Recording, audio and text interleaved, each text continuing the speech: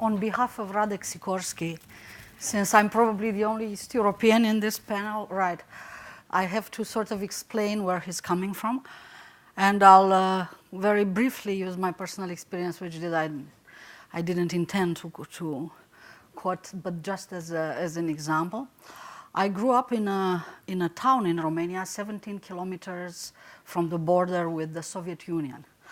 But the Soviet Union that we were bordering was actually, not Soviet, had not been Soviet Union for long, but it was in fact the country of my ancestors, from where my grandparents took refuge in the 48 hours ultimatum of the Ribbentrop-Molotov Pact.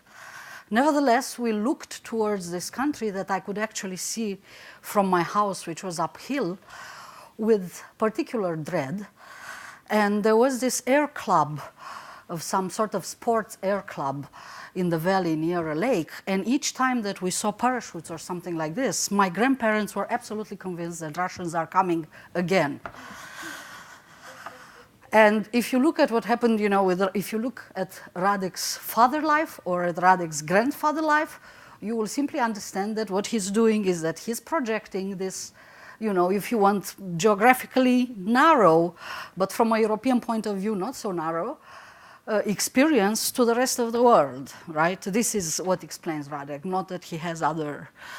He belongs to this string of countries between Europe and Russia, which were never able to make their destiny.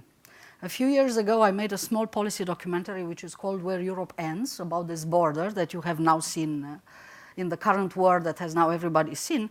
And in one village, I found a gentleman who had lived in 5 different states without leaving his village.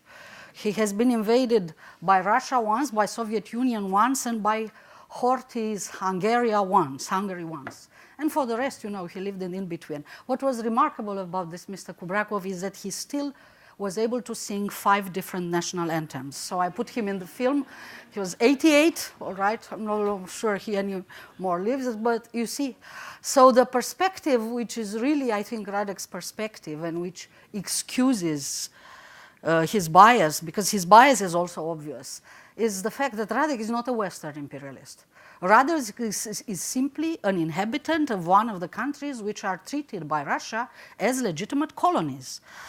I do not read Chinese, but I read about China in English. I do not believe that in the Chinese public discourse, in the academia, in newspapers, on television, and in the parliament, by mainstream parties, not by radical extremist parties, you can hear 80% of the time the discourse that Russia has a legitimate right to a sphere of influence.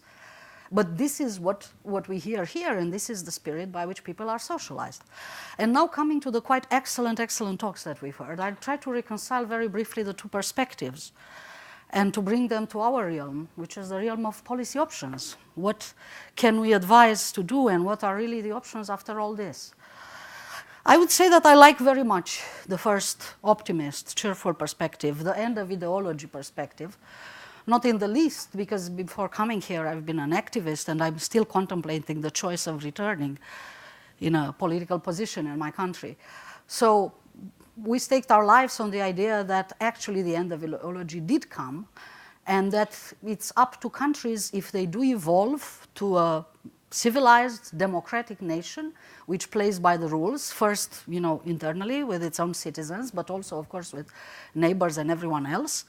Since I also teach transition at Hertie School, I like this narrative very much, because otherwise teaching transition would make no sense, unless transition would really be a process that you could have transition textbooks, and everyone who's a good student of transition would reach the end of history, and then that would be it.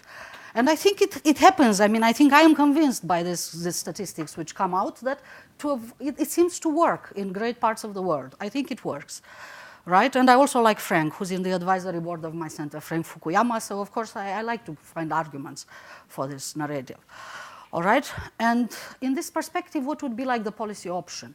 The policy option in this perspective would simply be that we have to socialize everybody into this kind of, virtuous path leading to end of history. Become accountable first to your own citizens, then become accountable towards the rest of the world, and right? So more norm socialization, so to speak. In policy terms, this would roughly mean more of what we are already doing or what we have been doing, right? And it's of course not an easy option to sell right now when we so miserably failed in this Russian business. But this is the option which was very, very much used and resorted in the last years. But there is a second narrative, which for my generation, I was 25 in 1989 when the world fell down. There is a second powerful, equally powerful paradigm, the one of my Harvard professor, Sam Huntington, who basically said, no, that's no end of history. What is next is a clash. And it's a clash that we could, not discuss civilizations in religious terms, but let's just discuss the clash of civilization between two worlds, the worlds of rules, the worlds of people who didn't respect rules, but now respect rules more than they used to do in their past, not perfectly, of course, far from it, and the rest of the world which still finds that violence is something practical that you can resort to solve your problems, regardless the costs for anyone else and your citizens. And unfortunately, I think that in this Russian business, this Huntingtonian paradigm was very much what we believed in and what Russians believed in. But, I can say in defense on the first perspective is that we did try to have a Russian transition. Again, my Harvard center was Jeffrey Sachs Center, where everybody went in Russia and tried to make the early privatization and everything. So simply transition by this norm failed. And what we ended up in the end was a Russia which was captured stronger than before by the same autocrats who now have also economic means because they roughly used the transition to bring whatever had been the Communist Party's fortune into their private ones, right? And this is how we ended. And also a string of other states around, smaller, less imperial, but still autocratic, which are behaving similarly with Russia. This is what transition produced, no end of history, rather a return, a back to the future, I would say, return to the past. And what are the options in this Huntingtonian paradigm? Well, I would say there are two options. But we have first to understand why they didn't work. So option one is that we should try to understand why empires disappeared and why empires civilized themselves. After all, it seems so practical to be an empire and try to, squeeze resources from everyone in order to enrich your output. And why is Russia the only 21st century empire which seems to still be doing very well, and who actually tried the other option, failed the other option, and returned to empire? And I think that the answer is quite scary, but rather obvious, is that Russia is an empire which has never been defeated. We have really not defeated Russia. Russia emerged as a victor after the Second World War. Russia never apologized for the Ribbentrop-Molotov Pact that I started with. In fact, still lives on the consequences of this. And Russia was not defeated in the Cold War. I mean, you can see it in Syria or other places where we actually could not resolve the situations due to the fact that Russia still had really enough influence from preventing us. And two things, we can either try to join Russia, and I've always make Russia join us. I've always been in favor of this option, which was very present in American think tanks. Not a dominant option, but there was. I mean, if you recall, what Foreign Affairs was preaching and other outlets like 10, 15 years ago, have Russia in NATO, actually. Have Russia join with us and fight. I worked in the Caucasus for the World Bank, so I know what Islamic terrorists that Russia faces. It seems so natural that we join Russia in this. Neither of us can succeed alone, right? Only the price that Russia asks and asked for these options have always been that they are able to determine the fate of their neighbors. And after, in particular, they've done it openly in Crimea, which again, it's a place where I worked, so I know this place very well. It was a 100% nearly Russian place. So it's not really like the worst region that they could have taken. But on the other hand, it's such a defiance to international law that the option of joining Russia after they do this thing in Crimea, I think simply becomes impracticable. I don't think we can do that, right? And what is then the third option which is left? Third option which is left is that we have to defeat Russia at this time. Unfortunately, it doesn't sound attractive. It's obviously costly, right? I mean, I teach cost effectiveness, so. But on the other hand, seeing how much this costs in this way, we simply have to find a way of defending. And I think that this is what Putin is afraid. If you watched his State of the Nations 2 days ago, which was really a fascinating topic, the simple fact that it's now, after the American president, it's now the only State of the Nation. I don't recall any talk of Angela Merkel being broadcast live on Euronews. None, although Euronews, it's a channel that we support through European public money. But yesterday, 2 days ago, I think, I could see Mr. Putin's State of the Union address in full. Right? And this is what he's afraid, that we're going to do. This is what he would do in our state. Of course, this is not about war, but it's something equally damaging to war. It's about a full war, economic war on Russia. Are we able to do this? These are our options anyway. I do not believe in a fourth option, and I'd be very curious to hear if anybody else has one. Thank you.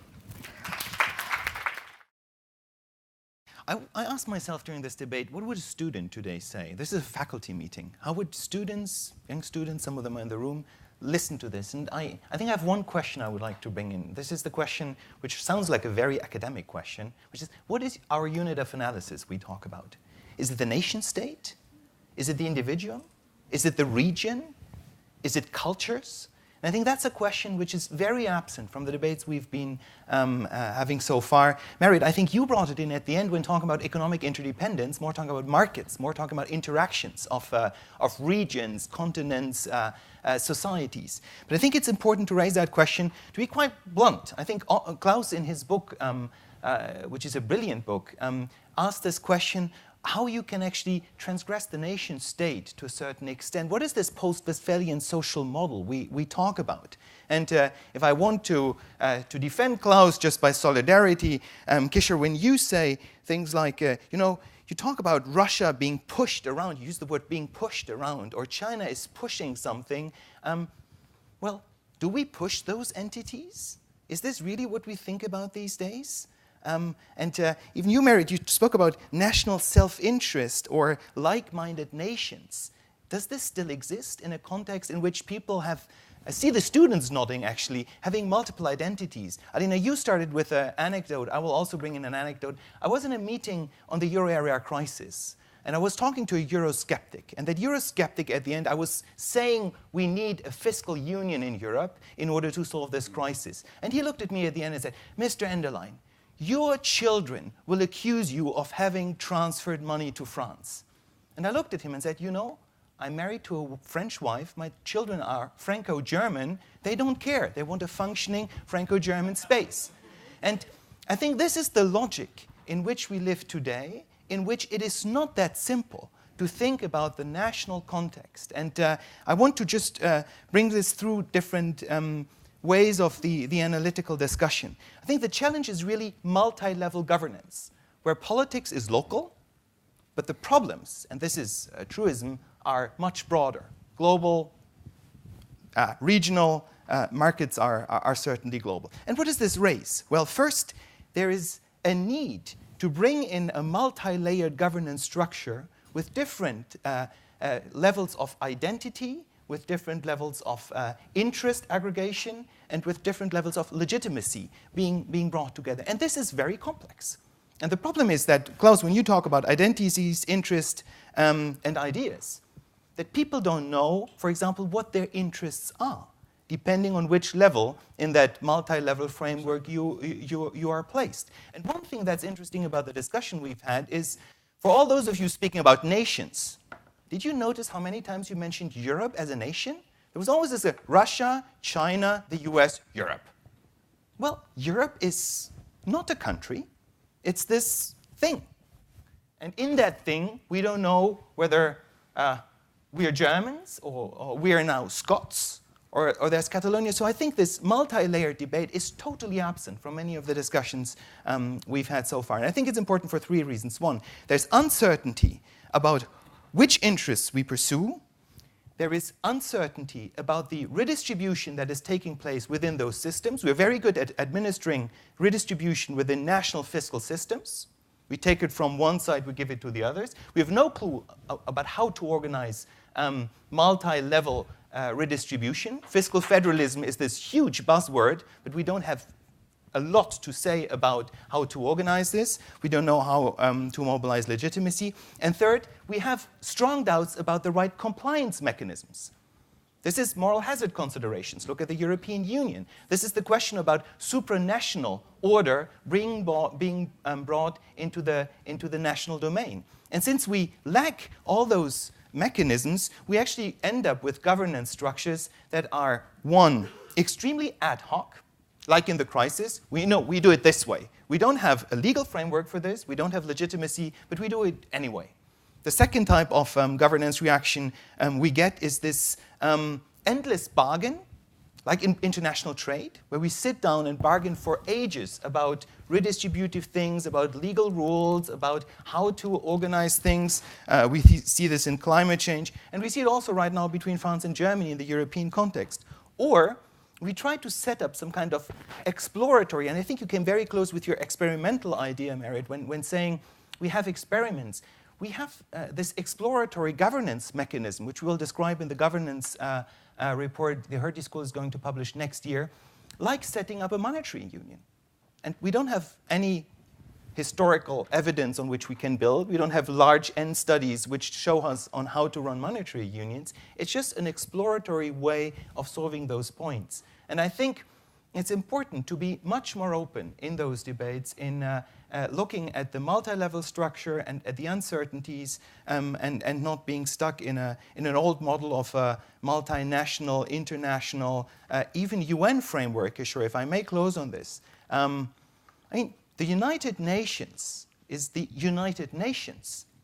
And we know it's much more behind than those nations. And whether this is still the right framework, I think when I sometimes reflect on this, the United Nations sound to me like a very 20th century configuration, which might be outdated sooner than we think. I might be wrong, but I just wanted to throw that idea in. Thank you.